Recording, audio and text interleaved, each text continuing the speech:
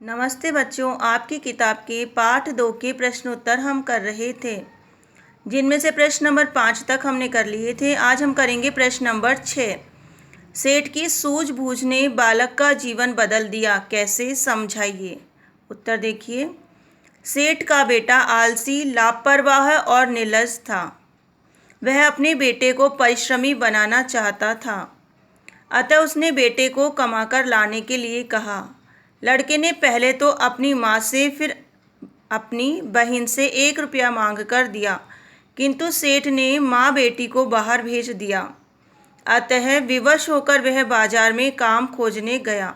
वहाँ किसी सेठ का संदूक घर पहुँचाकर उसने 4 आने कमाए। इस घटना से वह परिश्रम का महत्व समझ गया। प्रश्न नंबर 6। अनुभवी पिता ने पत्नी और बेटी को बाहर क्यों भेजा होगा, बताओ। उत्तर है, अनुभवी पिता ने अनुमान लगा लिया होगा कि बेटा अपनी माँ और बहन से पैसे मांगकर मुझे दे देता है, अतः अपने बेटे को परिश्रम का महत्व समझाने के लिए उसने ऐसा किया। प्रश्न नंबर 7। बेटे की गर्दन, कमर और पैर क्यों दुखने लगे थे। उत्तर है, बेटे ने पहले कभी परिश्रम नहीं किया था।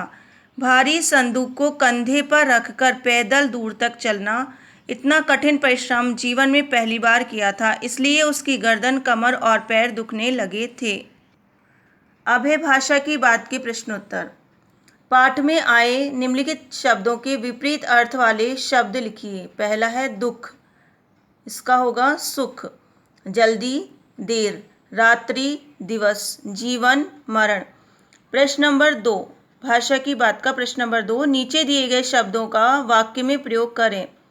पहला है स्वस्थ, स्वस्थ रहने के लिए व्यायाम करें। दूसरा है पेड़, पेड़ हमारा जीवन है। जल, जल है तो कल है। बेटी, बेटियां महान होती हैं। आदर, हमें बड़ों का आदर करना चाहिए। यह भी करें। देखिए बच्चों, आपकी किताब में यह भी करें में 4 प्रश्न दिए हुए हैं, लेकिन उनको आपको नहीं करना है। जैसे मैंने प्रश्न लिखे हैं ऐसे ही आपको प्रश्न लिखना है और उन प्रश्नों के उत्तर स्वयं लिखने हैं।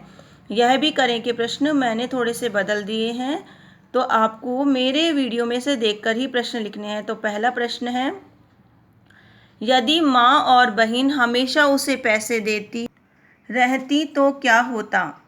प्रश्न नंबर 2। पिता ने अपना सारा व्यापार लड़के के हवाले क्यों किया होगा। प्रश्न नंबर 3। मेहनत करना क्यों जरूरी है, आप अपने शब्दों में लिखिए।